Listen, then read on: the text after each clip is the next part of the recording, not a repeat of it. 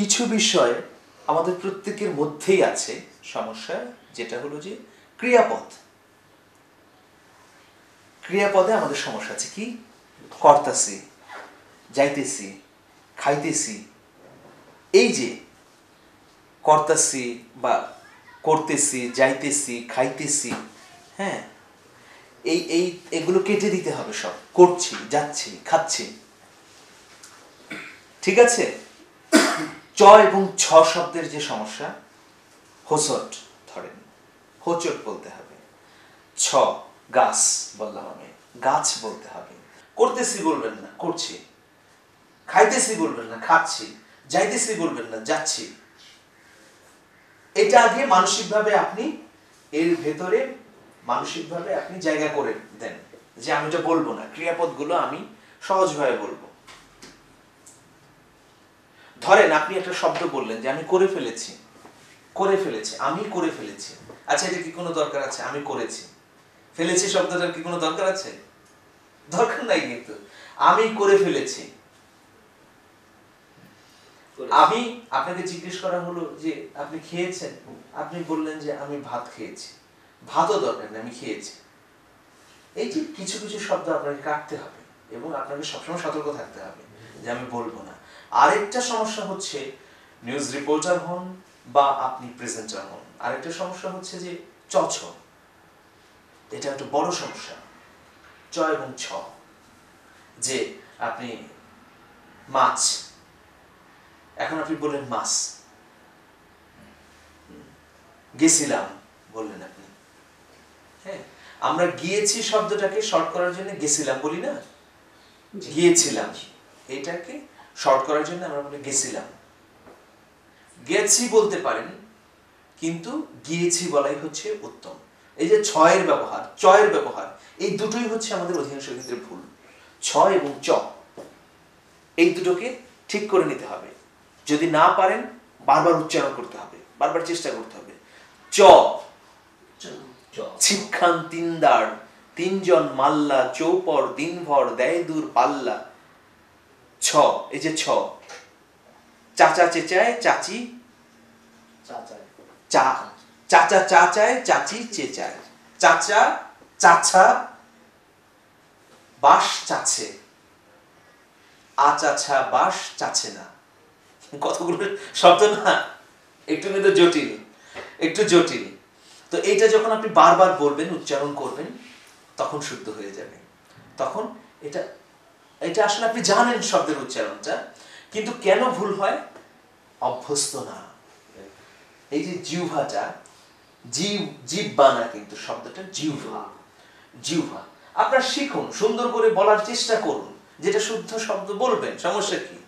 কেউ যদি আপনাকে বলে বেশি স্মার্টনেস দেখাচ্ছে, বলুক না, তাতে আপনার কি যায় আসে? আপনার অর্জনটা আপনাকেই করতে হবে। কিন্তু পরিবর্তন হওয়াটা দেখবেন এত সহজ না। এটা একটা একটা করে চেষ্টা করতে হবে। কেমন? এখন একদিনেই কি আপনি শুদ্ধ উচ্চারণ পারবেন বা খুব সুন্দর ভাষায় কথা বলতে পারবেন? তা কিন্তু না। একটু একটু করে চেষ্টা করতে হবে। ধরুন আপনি সকালে ঘুম থেকে উঠেন না, তারপরে চেষ্টা তো করতে হবে অ্যালার্ম দিয়ে যে ঠিক আছে আমি আজকে 6টায় উঠবো। এভাবে যখন আপনি 10 দিন চেষ্টা করবেন, দেখবেন অটোমেটিক আপনার শরীরে একটা পদ্ধতি তৈরি হয়ে গেছে, আপনি উঠে গেছেন, আপনি উঠে গেছেন, অ্যালার্ম দিতে হচ্ছে না, কারণ আপনি অভ্যস্ত হয়ে গেলেন। যখন আপনি উচ্চারণে অভ্যস্ত হয়ে যাবেন, তখন এত কষ্ট করতে হবে না যে কখন কি বলবো, অটোমেটিক বলে ফেলবেন, তখন শুদ্ধ হয়ে যাবে।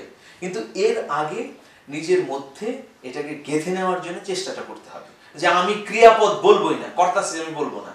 আপনারা দেখবেন যে গ্রামে যারা বড় হয়েছে, দেখবেন একজন কৃষক, অনেক ধান ক্ষেত, লম্বা বিস্তৃত এলাকা, বিস্তৃত মাঠ, ওই একটা কৃষক ধরেন বসে আছে 1 মাইল দূরে। আপনি এখানে দাঁড়িয়ে তাকে কিভাবে ডাকবেন? নুরি ভাই তো জানার কথা, কিভাবে ডাকবেন? হাত ছেড়ে, এইরকম ভাবে হাত ফেলে একদম, ও ভাই, এই যে ও খোকন ভাই, এই যে টানছি, এই শব্দটা কিন্তু যাচ্ছে তরঙ্গায়িত হয়ে এবং সে শুনতে পাচ্ছে। তরঙ্গে ভেসে ভেসে এই শব্দটা এখানে যাচ্ছে, শুনতে পাচ্ছেন? এই যে লম্বা টানা, এটাকে কি বলে? এটাকে হলো অনুনাদ বলে। এই যে লম্বা করে আমি টানলাম, ও খোকন ভাই, এই যে যেটা টানলাম না, এই শব্দটা তরঙ্গায়িত হওয়ার সুযোগ পাচ্ছে, এই শব্দটা ওইখানে যাচ্ছে। তো এইটা হচ্ছে অনুনাদ। এটা হলো আপনার শ্বাসটাকে ধরে রাখার জন্য খুব চমৎকার একটা প্র্যাকটিস। এটা বলেন তো। চাচা চাচা চাটাই ছাড়ে না, আজ আছা চাটাই ছাড়ে। চাচা চাচা চাটাই ছাটে না, আচাছা চাটাই ছাটে। আচ্ছা, চ ভেতর থেকে, ছ ভেতর থেকে, চ ভেতর থেকে, ছ ভেতর থেকে, হ্যাঁ, ব ভ, দুটোর মধ্যে কিন্তু পার্থক্য আছে। জ ঝ, জ ঝ, অল্প প্রাণ মহাপ্রাণ, ওটার মধ্যে কিছুটা বলেছে। এখন এই যে বিষয়গুলো যে আপনি যে কিভাবে আপনার এইটাকে জড়তাটাকে দূর করবেন, জড়তা আপনি তো জানেন উচ্চারণ, কিন্তু জড়তা দূর হচ্ছে না। কিভাবে জড়তা দূর করবেন? একটা শব্দকে আপনি কিছুটা আস্তে, কিছুটা দ্রুতলয়ে, কিছুটা আরো দ্রুতলয়ে যখন আপনি পড়বেন, তখন এইটা সুন্দর হবে। আপনি যখন একজন সাংবাদিক একটা রিপোর্ট লিখবেন বা একজন খবর পাচক আপনি খবর পড়বেন, অবশ্যই এটাকে 2-3 বার পড়তে হবে। আর যদি আপনি পড়তে না পারেন, লাইভ করেন, আপনার এই অনুভূতিটা থাকতে হবে যে যেটা স্বাভাবিকভাবে মানুষের কাছে গ্রহণযোগ্য সেটাই আপনি বলবেন, যেটা গ্রহণযোগ্য না সেটা আপনি বলবেন না, সেটা আপনি কখনোই বলবেন না। পেঁচাতে যাবেন না, সহজ এবং সরল করবেন সব সময়। পেঁচাতে গেলেই সমস্যা হবে, কোনো দরকার নেই। উপস্থাপনায় যত জটিল করতে যাবেন তত সমস্যা। আরেকটা বিষয়, যারা স্টেজ পারফর্ম করবেন বা স্টেজে উপস্থাপন করবেন, স্টেজে উপস্থাপন করা কিন্তু খুবই জটিল একটা বিষয়। অনেক দর্শক, তাদেরকে কনভিন্স করতে হবে, তাদেরকে আটকে রাখতে হবে। তা এই জন্য অনেক রসিকতা করতে হবে, মজা দিতে হবে, কিভাবে আটকানো যায় সেই টেকনিক আপনাকে জানতে হবে, না হলে কিন্তু আপনি পারবেন না। সব মিলিয়ে এই যে ধারাবাহিকভাবে কথা বলা এবং কিছু চমৎকার উদাহরণ আনা, কিছু গল্প বলা, কিছু অভিজ্ঞতার কথা বলা, এগুলো যদি আপনি বলতে পারেন, তাহলে আপনার আলোচনা বা উপস্থাপনাটা চমৎকার হবে। না হলে মানুষ গ্রহণ করবে না। আপনি অনেক কিছুর মধ্যে ব্যতিক্রম যদি না হতে পারেন, তাহলে এই কর্মশালা দিয়ে কোনো লাভ হবে না। যেমন একটা বাগানে অনেক ফুল ফুটে আছে, সবুজ পাতা, সবুজ ফুল, অনেক ধরনের ফুল, কিন্তু দেখলেন ওই বাগানে একটা বেগুনি ফুল, বেগুনি ফুল আর কোথাও নেই, একটা অপরাজিতা ফুটে আছে, ওইটার দিকে কিন্তু আপনার নজর যাবে। তাহলে আপনাকে আলাদা হতে হবে। আমেরিকায় মিথ আছে, আমেরিকায় এইরকম মিথ আছে যে ফিনিক্স নামে একটা পাখি আছে, ফিনিক্স।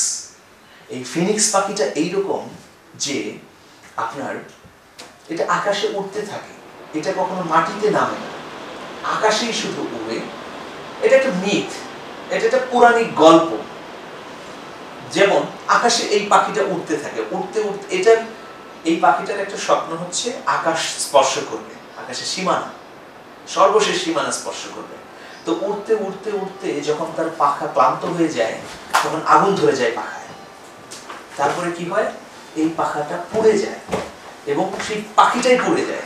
পাখিটা পুড়ে যাওয়ার পরে এর ছাই যে মাটিতে পড়ে, এই যে পাখির ছাইটা, ভস্মীভূত ছাই যখন মাটিতে পড়ে, ওই ছাই থেকে আবার নতুন ফিনিক্স পাখির জন্ম হয়। এটা হচ্ছে আমেরিকার একটা মিথ। আমি এটা এই কারণে বলছি যে আপনি আপনার জায়গায় দাঁড়িয়ে মনে হতে পারে যে ব্যর্থ হলেন, স্বপ্ন শেষ হয়ে গেল। আমি এটাকে এইভাবে ব্যাখ্যা করি যে এই ব্যর্থতাই হচ্ছে স্বপ্ন পূরণের শক্তিশালী সিঁড়ি। যিনি ব্যর্থ হননি, আপনি ব্যর্থ হয়েছেন, তার মানে আপনি এগিয়ে আছেন, আপনি অভিজ্ঞ যে ওই পথে আমি আর যাব না, তাহলে আমি ব্যর্থ হব, আমি এই পথে যাব। আর যিনি ব্যর্থ হননি, তিনি জানেনই না কোন পথে যেতে হবে।